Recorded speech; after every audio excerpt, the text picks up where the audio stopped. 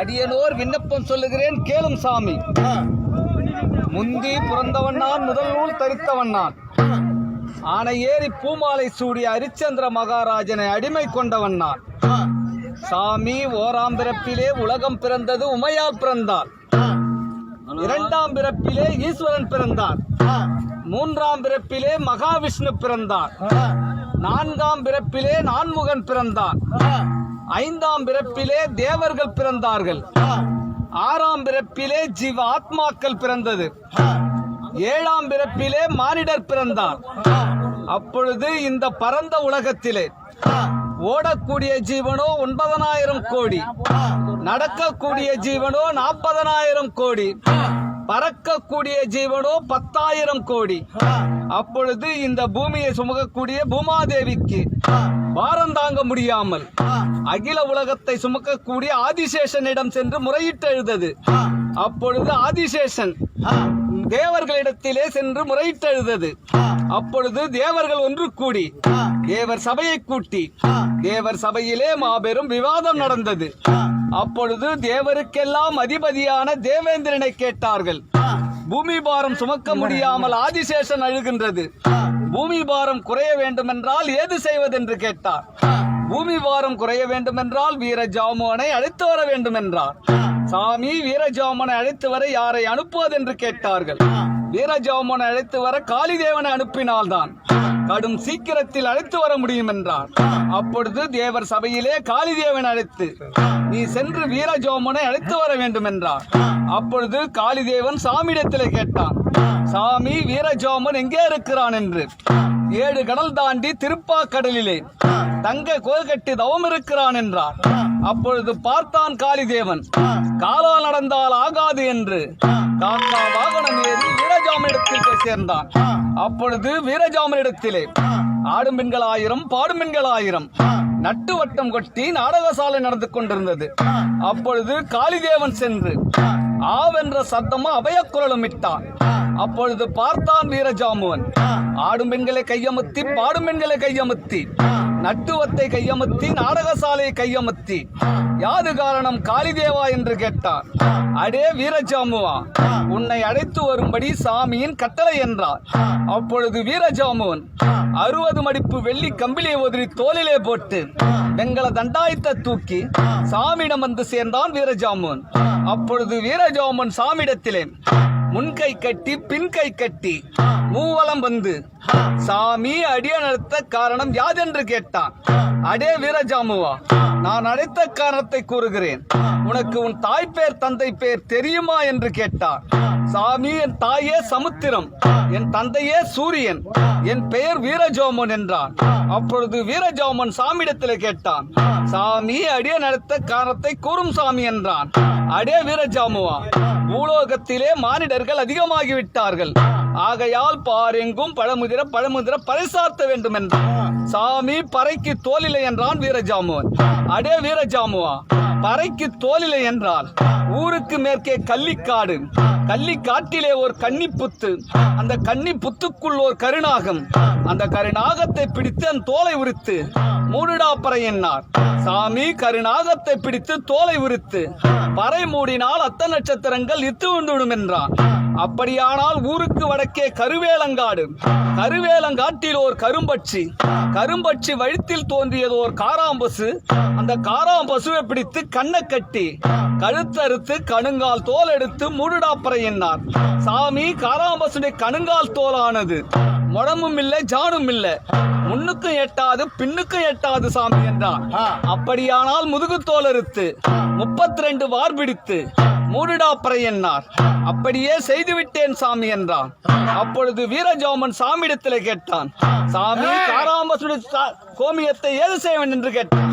காராம்பசுடைய கோமியத்தை தீட்டுப்பட்ட வீட்டிலே தெளித்தால் அசுத்தம் அப்பொழுதே நீங்கிவிடும் என்றார். சாமி, காராம்பசுடைய சாணத்தை ஏது செய்வன் என்று கேட்டான். காராம்பசுடைய சாணத்தை விரட்டியாக தட்டி வெயிலிலே உணர்த்தி அக்கினில் எரியவிட்டால் நெற்றியிலிடும் திருநீராகும் என்றார். சாமி, காராம்பசுடைய கொம்பு குழம்பானது ஏதுக்காக கேட்டான். காராம்பசுடைய கொம்பு குழம்பானது வாழுகின்ற பெண்களுக்கு சீப்பாகும் சிமிழாகும் குங்க பரணியாகும் என்றார். சாமி காராம்பசுடைய வாலிடம் தோலானது எதுக்காக கேட்டார். காராம்பசுடைய வாலிடம் தோலானது ஆளு அரசர் முதல் கட்டி காக்கும் தெய்வம் வரை வீசும் வெஞ்சாமரமாகும் என்றார். சாமி காராம்பசுடைய மாமிசத்தை ஏது செய்வன் என்று கேட்டான். காராம்பசுடைய மாமிசத்தை 7 பாகமாக போட்டுவிடு என்றார். சாமி 7 பாகம் யாராருக்கு என்று கேட்டான். உமாதேவி கொன்னு, ஆகாயவாணி கொன்னு, இந்திரனுக்கு கொன்னு, சந்திரனுக்கு கொன்னு, காளிதேவனுக்கு கொன்னு, காத்தவராயனுக்கு கொன்னு, எனக்கு ஒரு பாகம் என்றார். அப்படியே செய்துவிட்டேன் சாமி என்றான். அப்படியானால் பாரெங்கும் பழமுதிர சாத்திவா பறை என்னார். சாமி பறைக்கு கணிப்பில்லை என்றான் வீரஜாமுவன். அடே வீரஜாமுவா, பறைக்கு கணிப்பில்லை என்றால் காட்டில் இருக்கும் வேங்க மரத்தை வெட்டி சீவி செதுக்கி செப்பனங்குத்தி சாத்திவா பறை என்னார். சாமி காட்டில் இருக்கும் வேங்க மரத்தை 3 துண்டாக போட்டு விட்டேன். அதனுடைய அடித்துண்டு ஏதுக்காக கேட்டான். அடித்துண்டு பீமன் கதாயமாகும் என்றார். மொனத்துண்டு எதுக்காக கேட்டான். அர்ஜுனன் பேடிக்கு வில்லாகும் என்றார். அப்படியானால் நடுத்துண்டை எடுத்து சீவி செதுக்கி செப்பனங்குத்தி சாத்திவா பறை என்னார். அப்பொழுது வீரஜாமுவன் வெங்கல தமுக்கெடுத்து தோளிலே மாட்டி வெள்ளையான மீதேறி பார் எங்கும் பழமுதிரென சாத்தி வராம் பறைய.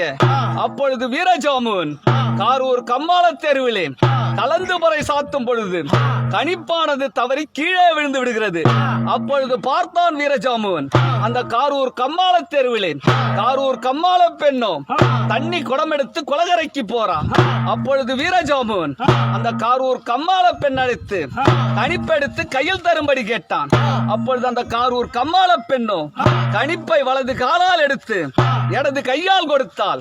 அப்பொழுது வீரஜாமுவனுக்கு மீசை துடித்தது, மின்கோபம் வந்தது, கண்கள் சிவந்தது, காந்தாளம் பிறந்தது. 5 கல கல்லையும் 60 புட்டி சாராயத்தையும் ஒரே வழியாக குடித்து விட்டு ஓங்கி அடிச்சான் ஒரு பர. 7 கடலும் 1 கடல் ஆச்சு. ஓங்கி அடிச்சான் 2வது பர. பொன்னும் பொருளும் பொடி பொடியா போச்சு. ஓங்கி அடிச்சான் 3வது பர. தேவலோகமே கிடுகிடுத்து போச்சு. அப்பொழுது வீரஜாமுவன் காய் உதிர கனி உதிர 6 மாசத்து பிண்ட அலறு என்று சாத்தி வராம் பறைய. சாமியாகப்பட்டவர் பார்த்தார். அடே வீரஜாமுவா, பழமுதிர சாத்திவா பறை என்றால் காய் உதிர கனி உதிர ஏன் சாத்துகிற என்று கேட்டார். சாமி அடியேனுக்கு பிழைப்பில்லை என்றான் வீரஜாமுவன். அடே வீரஜாமுவா, அடியேனுக்கு பிழைப்பில்லை என்றால் சின்னவங்க செத்தா சின்ன பணம், பெரியவங்க செத்தா பெரிய பணம், அரிசந்திரங்காசி 6 காசி, பாய்க்கரிசி வழிப்புண்டம், முக்காட்டு சீல முழசீல, இது எல்லாம் உண்டு என்றார். அப்பொழுது சாமியாகப்பட்ட வீரஜாமுவனிடத்திலே சொன்னார். அடே வீரஜாமுவா, இந்த பரந்த உலகத்திலே நல்லது செய்தோரும் உண்டு, கெட்டது செய்தோரும் உண்டு என்றார். அப்பொழுது வீரஜாமுவன் சாமியிடத்திலே கேட்டான். சாமி, இந்த பரந்த உலகத்திலே கெட்டது செய்தவர் யார் சாமி என்று கேட்டான். அடே வீரஜாமுவா, கெட்டதை செய்தவரை சொல்லி வர கேளும் என்றார். தாய் அடிச்சவனும் தன்பரப்பு நந்தவனும், பிச்சைக்கு வந்தவரை பின்னவர சொன்னவனும், கடினா கட்டி வளர்த்தவனும், கணுகட்டிக்கு பாலிடாதவனும், அண்ணன் தம்பிய துரோகம் பண்ணவனும், ஊழிய குறைச்சவனும், குறமரக்கால் இட்டவனும், அங்காடி கூடிய அதிரவளை கேட்டவனும், பங்குல பங்கு பதிரி எடுத்தவனும், இந்த பரந்த உலகத்திலே அது ஆணாக இருந்தாலும் பெண்ணாக இருந்தாலும் தந்தாரம் இருக்க பிரதார மேல் ஆசைப்பட்டவரும், இன்னவரெல்லாம் பூலோகத்திலே கெட்டது செய்தவர் என்றார். சாமி, இன்னவனுக்கெல்லாம் தேவலோகத்திலே ஏது கட்டளை என்று கேட்டான். அடே வீரஜாமுவா, இன்னவனுக்கெல்லாம் தேவலோகத்திலே அட்டக்குழி, அரணக்குழி, பாம்புக்குழி, பள்ளிக்குழி என்று சொல்லக்கூடிய பலவிதமான தண்டனைகள் கொடுத்து 7ஆம் நரகத்துக்கு கீழான நரகம் தள்ளக்கடவது என்றார். அப்பொழுது வீரஜாமுவன் சாமியிடத்திலே கேட்டான். சாமி, இந்த பரந்த உலகத்திலே நல்லது செய்தவர் யார் சாமி என்று கேட்டான். அடே வீரஜாமுவா, இந்த பரந்த உலகத்திலே நல்லது செய்தவரை சொல்லி வர கேளும் என்றார். கோயிலை கட்டியவரும் குளத்தை வெட்டியவரும், அன்னதானம், வசனதானம், கோதானம், மேதானம் என்று சொல்லக்கூடிய சில தானங்கள் வழங்கியவரும், இன்னவரெல்லாம் இந்த பூலோகத்திலே நல்லது செய்தவர் என்றார். சாமி, இன்னவனுக்கெல்லாம் தேவலோகத்திலே ஏது கட்டளை என்று கேட்டான்.